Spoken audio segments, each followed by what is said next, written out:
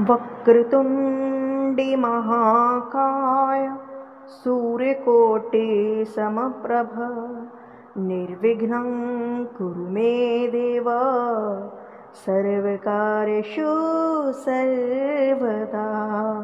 राधे राधे दोस्तों, भक्ति सागर सोनिका चैनल में आप सबका स्वागत है। ठाकुर जी आप सब पर कृपा बनाई रखें।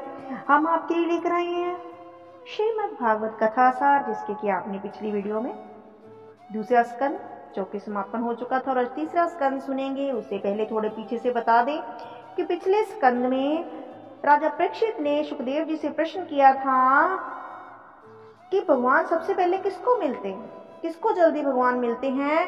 परीक्षित जी ने सुखदेव जी से पूछा कि प्रभु आप मुझे बताइए कि भगवान पहले किसको मिलते हैं। जो रोज नहाता है उसको मिलते हैं, जो 5 बार नहाता है उसको मिलते हैं, जो प्रभु प्रभु करता है उसको मिलते हैं। क्योंकि अगर नहाने वाले को भगवान मिलते हैं तो बोल भी तो 4-4 महीने नहाते नहीं, और राम जी के गले मिले तो फिर भगवान किसको मिले। अगर पढ़े लिखों को, विद्वानों को भगवान मिलते हैं तो फिर जो गजराज थे उनको कैसे मिल गए, क्योंकि वो तो पढ़े लिखे नहीं थे। और अगर बड़ी उम्र वाले को ही भगवान मिलते हैं तो 5 वर्ष के ध्रुव ने भगवान को कैसे पा लिया। तो यहाँ पर, और अगर किसी बड़े विद्वान को ही, किसी विशेष जाति को ही भगवान मिलते हैं तो फिर दासी पुत्र को कैसे भगवान मिल गए। तो बात सोचने वाली है कि भगवान आकर मिलते कैसे हैं। तो परीक्षित जी ने पूछा कि मेरे कन्हैया ने विदुर के घर जाकर स्वयं केले के छिलके खाए। तो इसका मतलब कि वो जात बरादरी नहीं देखते हैं, वो राजा के घर में जाते 56 भोग मिलते। तो परीक्षित जी बोले कि कैसे भगवान ये तृतीय स्कंद में आया, मुझे विस्तार से कहिए। आदरणीय सुखदेव जी ने कहा परीक्षित जी से, यदा तु राजा स्वे सुतान साधून पोषणन धर्मन विनष्ट दृष्टि। राजन पांडवों के साथ कौरव जब अन्याय कर रहे थे, लाक्षागृह में उनको जलाने का षड्यंत्र किया जा रहा था, तब कौरवों के पिता धृतराष्ट्र के सामने विदुर जी आकर बैठे, और विदुर महामंत्री हैं। विदुर जी राजा से बोले, राजन मैं मंत्री होने के नाते नहीं, एक भाई होने के नाते नहीं, एक नागरिक होने के नाते आपसे निवेदन करने आया हूँ कि राजन अन्याय की बेल पर कभी अमृत का फल नहीं आ सकता, अन्याय की बेल पर कभी हरी भरी नहीं हो सकती।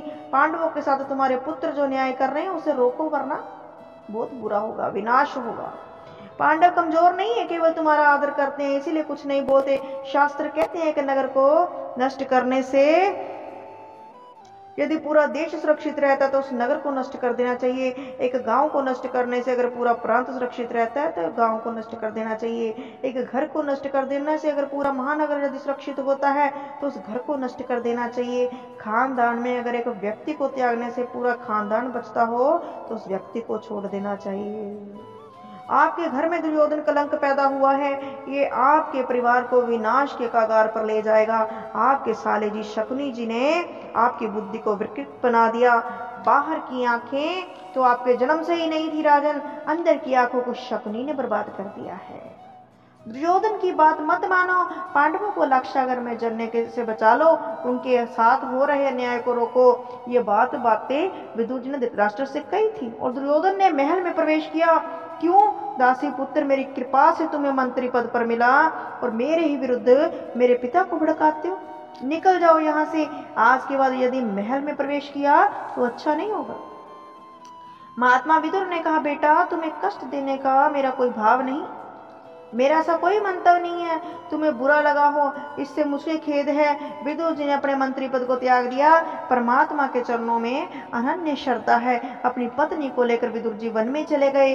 कदली के वन में एक सुंदर पर्णकुटी बनाई और पत्नी के साथ उस पर्णकुटी में वास करते हैं विदुर जी। ओम नमो भगवते वासुदेवाय नमः इस मंत्र का जाप करते हैं। और लेकिन आज विदुर जी मुस्कुराते हुए अपनी पत्नी के पास आए। 12 वर्षों से जिन्होंने अन्न नहीं खाया, केवल फलहार लेकर रहते हैं, अपनी पत्नी के पास आकर बोलते, सुनती हो आज हस्तिनापुर कैसा सज रहा है, कितनी सजावट हो रही है नगरी की, आज ये नगरी दुल्हन की तरह सज रही है। पता है क्यों? विदुर रानी बोले, क्यों? क्योंकि आज मेरे द्वारकाधीश की रथ यात्रा आने वाली है। मेरे द्वारिका नाथ द्वारकेश श्री कृष्ण आज रथ यात्रा में आ रहे हैं और मेरा प्रभु शांति दूत बनकर सुनकर विदुरानी गदगद हो गई और बोली, ये तो आनंद की बात है, हमारे नगर में आज द्वारका नाथ आ रहे हैं। लेकिन आजकल आपका मंत्री पद तो है नहीं, इस्तीफा दे चुके हो, नौकरी नहीं रही हो हमारे पास, आप मंत्री नहीं है। इस भीड़ में आप श्री कृष्ण के दर्शन कैसे करेंगे? क्योंकि जब हमारे पास अच्छा पद होता है ना, हम अच्छी कुर्सी पर सीट पर होते हैं, तब तो हमारे बड़े लालन पालन होते हैं, लोग में पूरा हुआ होता है हमारा। लेकिन जब उस प्रतिष्ठा से त्याग पत्र हो जाए, हमारा रिटायरमेंट हो जाए या हम खुद से वहां से त्याग पत्र दे दें, तो उस मंत्री की कोई बात नहीं पूछता है, आम लोगों की तरह हो जाते हैं। फिर वो कुर्सी से ही वैल्यू होती है इंसान की, डिग्री से।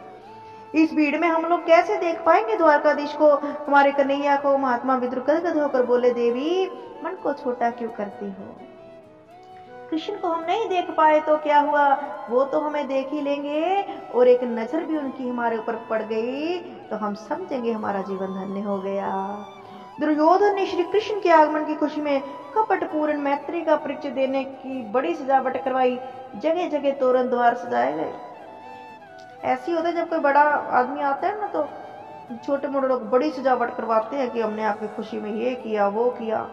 ऐसा ही दुर्योधन कर रहा है, कृष्ण को दिखाने के लिए अपने मेलों की टारियों पर नर नारियों को बिठा दिया, फूलों की वृष्टि करने के लिए। भीड़ में सबसे पीछे विद्र विद्रानी खड़े और दीवार से सिर लगाए।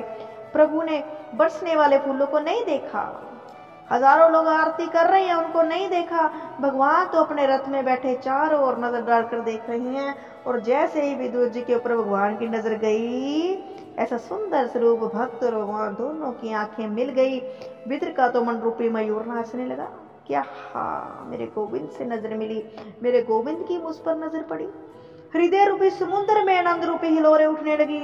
अपनी पत्नी से बोले, देखो देखो गोविंद मुझे देख रही हैं। गोविंद की नजर मेरे ऊपर पड़ गई। अच्छा सुनो, तुम घर जाओ, जाकर गोबर का चौका लगाओ।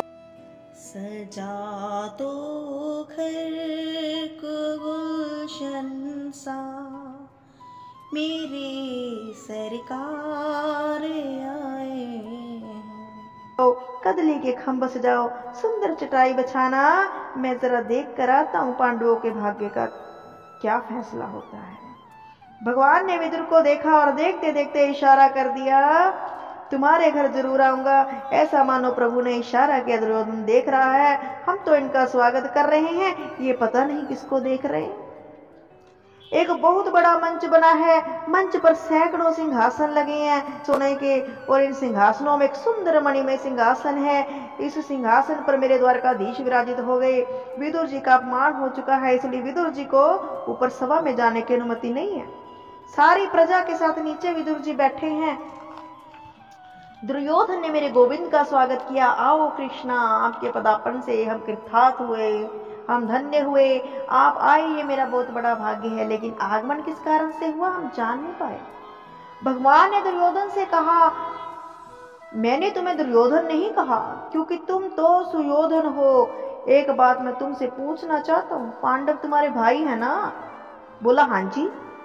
तुम्हारे खास काका के बेटे हैं? बोला हाँ जी। तो तुम्हारे भाई हुए? बोला हाँ जी। तो आधे राज्य के अधिकारी हुए? बोला बिल्कुल नहीं। क्यों नहीं हुए? यदि नैतिक पद से तुम देखो दुर्योधन, तो पांडवों का आधा राज्य मिलना चाहिए, लेकिन मैं तुम्हें पांडवों को आधा राज्य देने के लिए नहीं बोलता। केवल 5 गांव तुम पांडवों को दे दो, गांव से ही मैं उन्हें प्रसन्न करने का प्रयास करूंगा, यही तुमसे मेरा निवेदन है। दुर्योधन तुरंत धड़कड़ कर खड़ा हो गया, और भीष्म, पितामह, द्रोणाचार्य, कृपाचार्य, धृतराष्ट्र सब बैठे हैं और बोले, सुचे ग्रेनैव दास्यामि बिना युद्धेन केशवम। क्या बोलते हो कन्हैया, सुई की नोक के बराबर भूमि भी मैं बिना युद्ध के नहीं दूंगा। भगवान ने कहा, अभी तुमने युद्ध की विभीषिका नहीं देखी, युद्ध तुमने नानी जी से कहानी में सुना होगा, बाल्यावस्था में पुस्तकों में पढ़ा होगा। तुम्हें पता नहीं है कि युद्ध कितना विनाशकारी होता है। हजारों स्त्रियां विधवा हो जाएंगी, लाखों बच्चे अनाथ हो जाएंगे। दुर्योधन, एक शांति दूत के साथ कैसा व्यवहार करना चाहिए, तुम्हें इतना भी सूर नहीं? धृतराष्ट्र ने दुर्योधन का हाथ दबा दिया। पागल बोलना भी नहीं आता?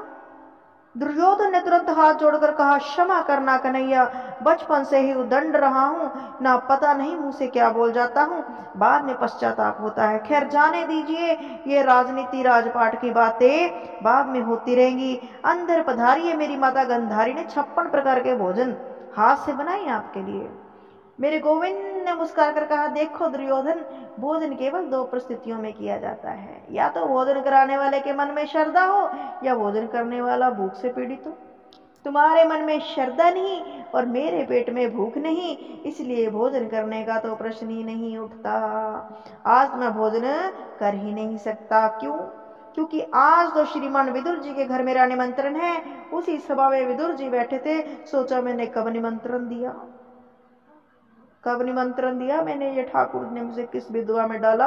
अब सारे मेरी ओर देख रही हैं, मेरी तो इनसे बात ही नहीं हुई और सभा में कहते हैं कि मेरे घर निमंत्रण है। विदुर जी ने कन्हैया से इशारे में पूछा, भगवान ये क्या लीला है? और भगवान कह रहे हैं चुपचाप बैठे रहिए, हम जो कहते हैं ठीक ही कहते हैं।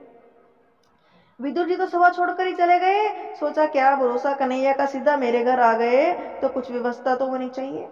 विदुर जी गोप लोगों की बजरिया में गए, कहीं से माखन खरीदा, कहीं से मिश्री खरीदी, कहीं से खोए के लड्डू बनवाए। गोविंद आ जाए तो कुछ व्यवस्था तो घर में होनी चाहिए। ऐसे ही होते हैं हमारे गरीब लोग होते हैं, मिडिल क्लास फैमिली वाले। जब हमारे घर पे कोई बड़ा आदमी आता है ना, कोई रिश्तेदार बड़ा होता है, तो बड़ा कुछ खरीदना पड़ता है। वैसे हमारे घर पे चाहे एक सब्जी मसा बने, उस दिन 3 बनेगी। हर किसी के घर में ऐसा होता है जो अतिथियों को अतिथि देवो भवा, जो इस बात को समझता है। लेकिन दुर्योधन ने हंसकर कहा, विदुर के घर पर आपका निमंत्रण, रहने दो कन्हैया, अपने खाने का तो इसका ठिकाना नहीं, तुम्हें क्या खिलाएगा? अब तो नौकरी भी नहीं है, तो नौकरी नहीं है तो इनकम नहीं है। कृष्ण बोले, इसकी मुझे परवाह नहीं है, जब निमंत्रण दिया है तो भोजन की व्यवस्था तो की होगी।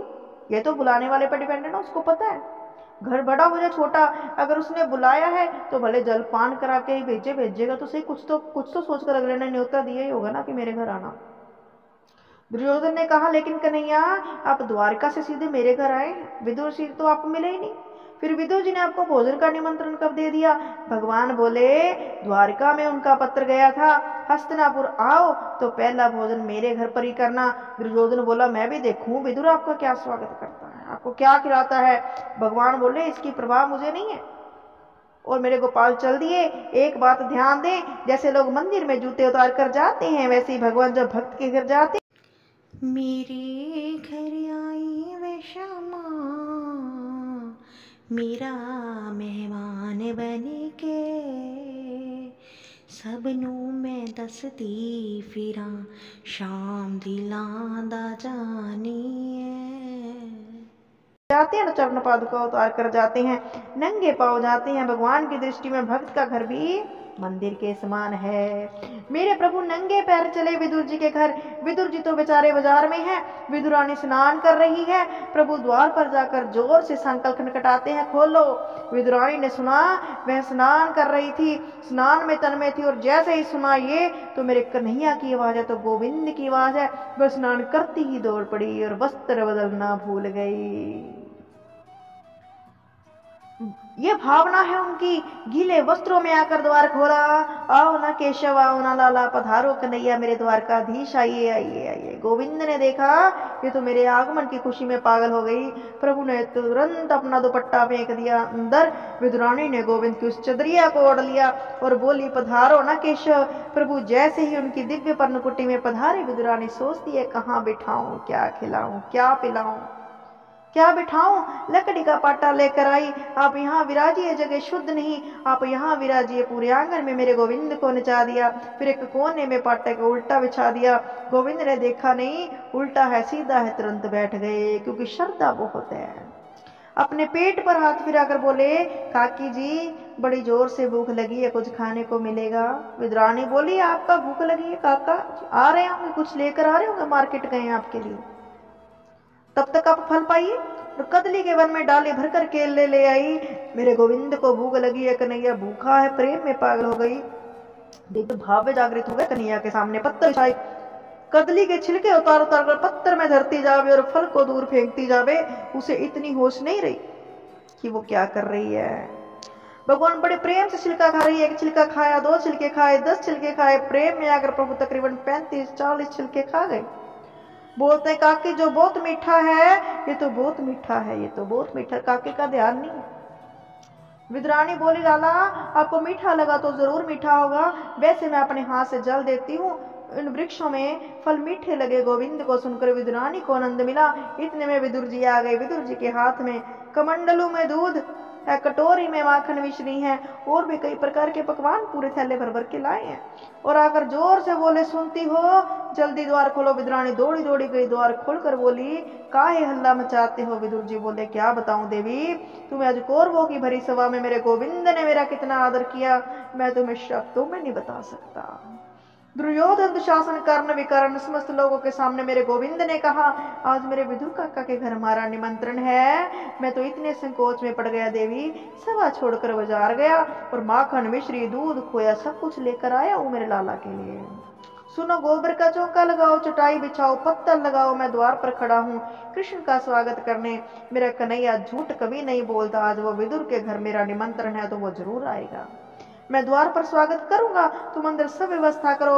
विद्राणी बोली आने वाले हैं कि भीतर बैठे हैं, उनको तो आए 1 घंटा हो गया। अच्छा ये तो बड़े आनंद की बात है, तुमने कुछ खिलाया कि नहीं। विद्राणी बोली घर में और तो कुछ था नहीं, केले के फल बड़े प्रेम से पाए गोविंद ने। विदुर जी ने भीतर आकर देखा भगवान तो छिलका खा रहे हैं, फल दूर पड़े। पत्नी से बोले क्या किया, पहली बार इस गरीब की कुटिया में द्वारिकाधीश पधारे, पहली बार मेरे गोविंद इस कुटिया में आगमन हुआ, इन्हें तुम छिलका खिला रही हो। विदुरानी को अब ध्यान भंग हुआ, पहले तो प्रेम में पागल हो रही थी और बोली हो मैं तुम्हें छिलका खिला रही थी कन्हैया, मुझे पहले क्यों नहीं बताया। वास्तव में प्रभु ध्यान भी अभी हुआ, प्रभु ने भी छिलका देखा और बोला ओहो क्या हम छिलका खा रहे थे काकी जी, हमें तो पता ही नहीं चला कि केला था कि छिलका था। हम तो इतना जानते हैं जो कुछ खिलाया हमें, इसमें काकी जी का अनुराग है, प्रेम है। विदुर जी बोले क्षमा करें कन्हैया, हम लोग इतने नासमझ हैं, आपका कुटिया में आगमन हुआ, हमने आपको छिलका खिला दिया। थोड़ा सा लड्डू खाओ ना गोपाल, और कन्हैया के मुंह में लड्डू खिलाया। थोड़ा सा लड्डू खाकर गोविंद ने विदुर जी का हाथ पकड़ कर कहा बुरा नहीं माने तो एक बात कहूं, जो स्वाद उस छिलके में था वो इस लड्डू में तो है ही नहीं। काका जी आपके इस लड्डू में वो स्वाद नहीं है जो मेरी काकी के छिलके में था। भाव का भूखा हूं मैं, भाव ही है एक सार, जो भाव से भजता है मुझे भव से बेड़ा पार है। भाव का भूखा हूं मैं, भाव ही एक सार है, जो भाव से भजता है मुझे भाव से बेड़ा पार है। कन्हैया कहते हैं मैं भाव का भूखा हूं और यही एक सार है, जो मुझे भाव से बचता है ना मैं उसे भवसागर से पार लगा देता हूं। ऐसे है मेरे गोविंद। सुखदेव जी कहते हैं राजन यदि परमात्मा बिरादरी को देखते तो विदुर के घर जाकर छिलके क्यों खाते, दुर्योधन का मेवा त्यागे साग विदुर खाए। एक और बात कहूं, भगवान जब अपनी लीला को संपन्न करके जा रहे थे भगवान ने किसी को याद नहीं की। उद्धव जी ने कृष्ण से प्रश्न किया भगवान आपके 24 अवतार हैं, जगह जगह पर प्रसाद पाते हैं, परंतु एक बात अंदर की आपसे पूछूं। भगवान बोले कहो उद्धव, बोलो जहां भी आपका भोग लगा सबसे सुंदर भोग पाने में आपको सुख कहां मिला, सबसे ज्यादा मिठास कहां के भोग में आई।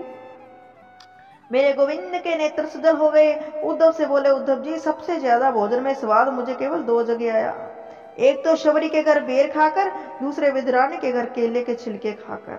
2 जगह पर मुझे आनंद आया और वैसा आनंद कहीं और मिला ही नहीं।